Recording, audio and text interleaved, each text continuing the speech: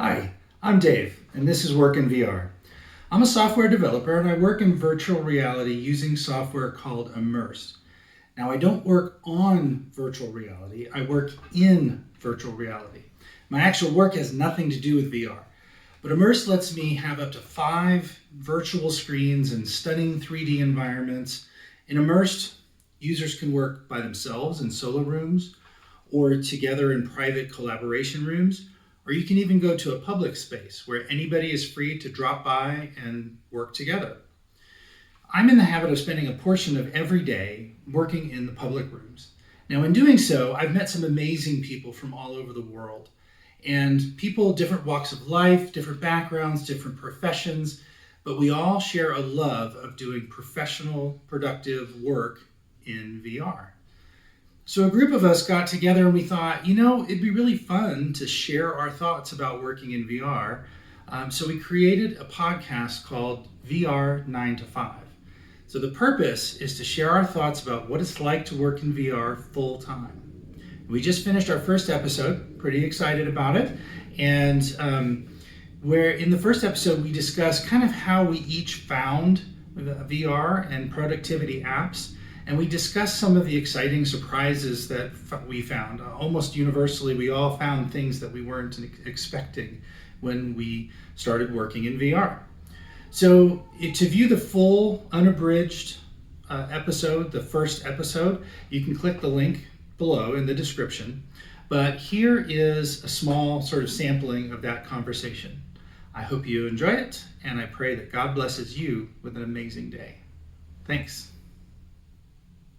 Reality. We're using an application we called Immersed, and it's an application that allows us to not just work with virtual screens in front of us, but work with friends that honestly I've never met any of the guys that are here face to face, but we meet up every day like co-workers who all work at different companies.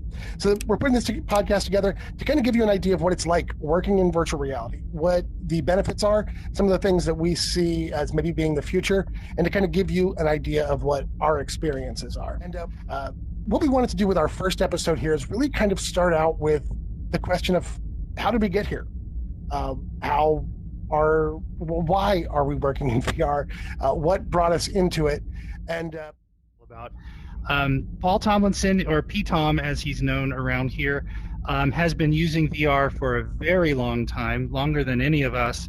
And he wrote an article in late 2021 called Working from Orbit. You can actually see this article if you go to a browser and you type in working from .space. That link will pull up his article that he wrote. In that article, Paul talks about his experiences working in virtual reality, and in specific, working inside of Immersed, which is where we all are today. And he had been doing it full time for at least a year. I don't remember exactly how long he'd been doing it, quite a while. And I was enthralled by that article. It just, I had to get a headset and try it out. And in very short order, I was working in Immersed full time, all day, every day. I'm a software.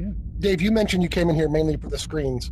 What's been your biggest surprise about working in VR? First to try. So the public rooms are very much like what you see here in this video, where there's several people and we each have our own screens, and I can only see my screens. Nobody else can see what I have on my screen, so it's private.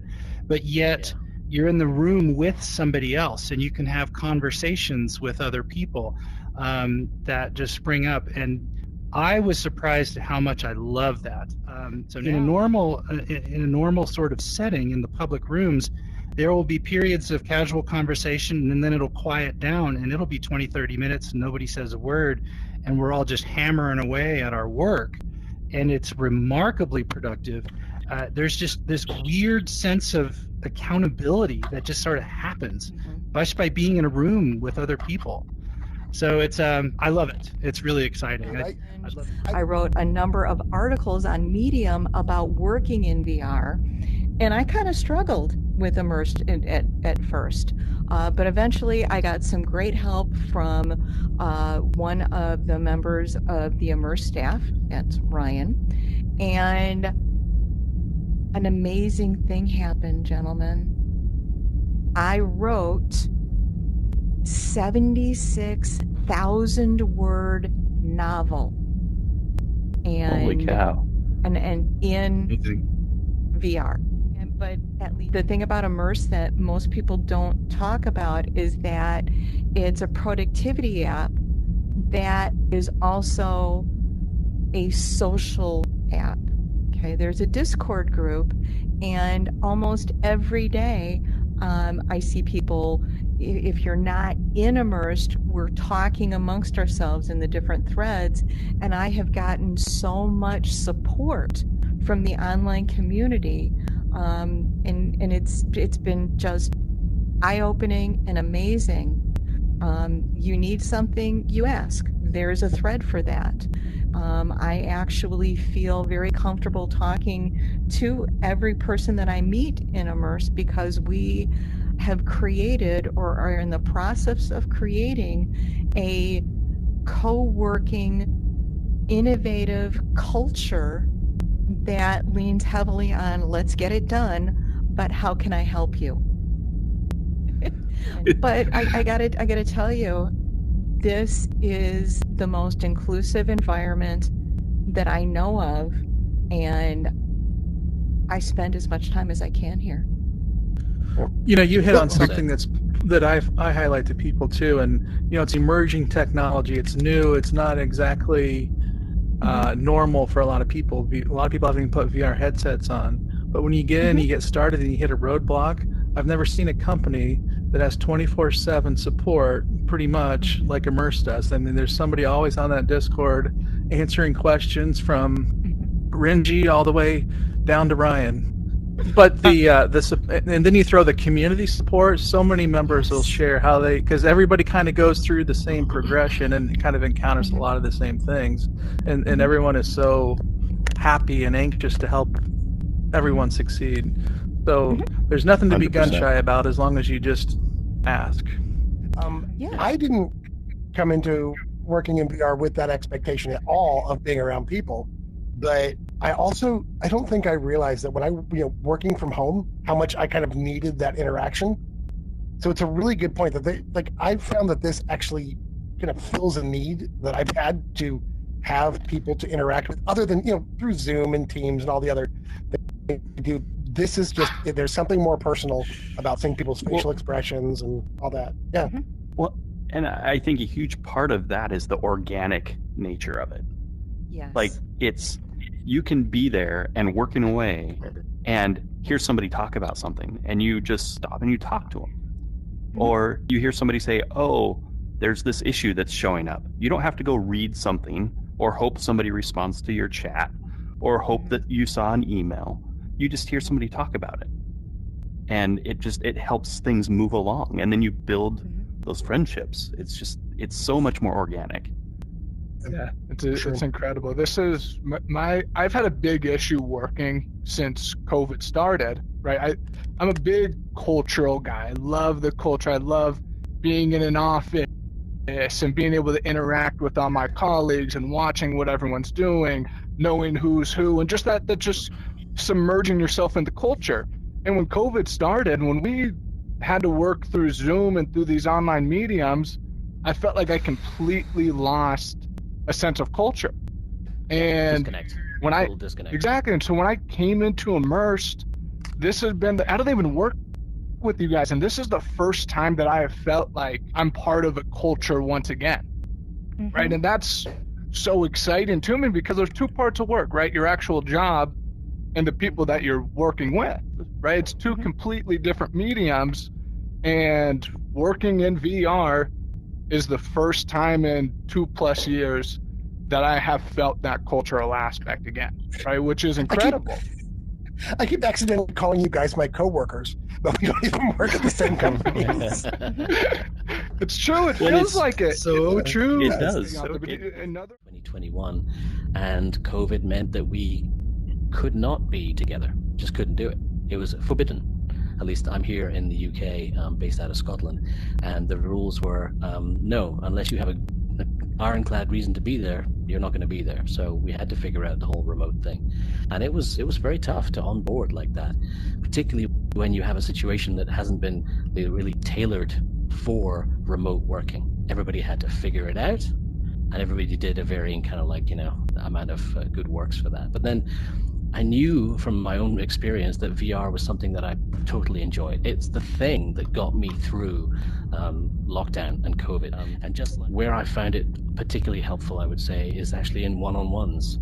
Because when you're having a one-on-one with someone, it's one thing to look at a screen. But when you're looking at a screen, Zoom fatigue is a real thing. And I really, really hate it, because apart from anything else, where are you looking? Where is your attention? It's not on the person. I can look at Chris, and Chris knows I'm looking at him because I'm looking at him. Not just kind of like down at his navel or any other kind of like part, which you have to do in kind of like a Zoom situation. So having a one-on-one inside of a VR setting, having it in a VR game also works, because you fire off it becomes more real. It becomes more kind of lifelike, like you would be going for a coffee, or like you would be going off and picking up some darts, throwing them at a dartboard inside of an office. It's that analog that I really appreciate about what VR brings to the table. Good point. How many? So a couple weeks ago, I went into the office, and one of the girls there, she had talked about VR a few times, but she hadn't really used it much. But I was sitting at my desk in an open workspace, and had Immersed up and running, had my 4 screens up that I was using to work. And I was like, do you want to see what I see? And she's like, oh, sure. So I streamed what I was seeing from my headset to my browser on the laptop, which was on the desk. And she came over and looked at it. I had full pass-through on. And I looked at her and she said, oh, that's me on your screen. And I'm like, yep. And I'm like, look at this. And I showed her the 4 screens, and she was just amazed. She was like, you can do all that in there? And I'm like, yeah. And I resized the screens. I moved them forwards and backwards and showed her how I could move the windows around. And she's bringing her headset into the office now so she can start working in VR. It was just, until they actually saw it, it was like once she saw how it worked, she was like, I'm in. Can you help me get this set up when I bring it into the office? Yep. Well, and I do think that the more people that see the value add, the more people will be willing to accept the inconvenience of the headset. And it isn't frictionless right now to get into working or anything, but it's way better than it was even like 3 or 4 months ago. So it's just, it's improving constantly. But I think it's just, as people see that value add, for me, I see the value add, and I'm like, that is way more than the inconvenience of it. I was going to say, I came into this pretty recently, and I'm probably the least technical person in this group. I'm a seller, but I sell a sales enablement technology. And what's amazing to me is the improved efficiency and the potential to really blow up the sales enablement space. That's the part I happen to know. But I know there's analogies in every single profession, in every single industry. And so, I love the fact that you all have put together this sort of program to start sensitizing people to what the power of the technology is, because it's going to be those individual use cases, in my opinion, that pulls each person into the metaverse, because they're going to recognize that if they don't, they're going to get left behind.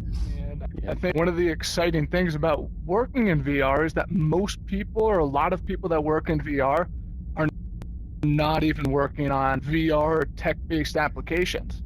Right? A lot of people are working in here for sales or video editing or being an author, right? A lot of people that work in here are not programmers. A particular theme that keeps coming up here is what we're lacking, and what we're finding here is serendipity, which is just a given. You just get that when you kind of like you are together in large groups or small groups. It just happens. It can't not. You take it into a you take it into a remote sense from a work perspective, and all that stuff it's not there.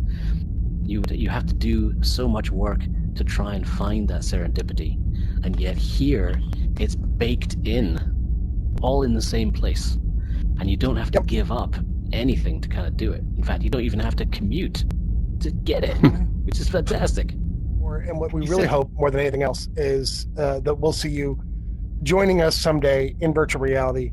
And until next time, this is VR 9 to 5, and we're hoping to take you guys someday beyond the monitors and see you in VR.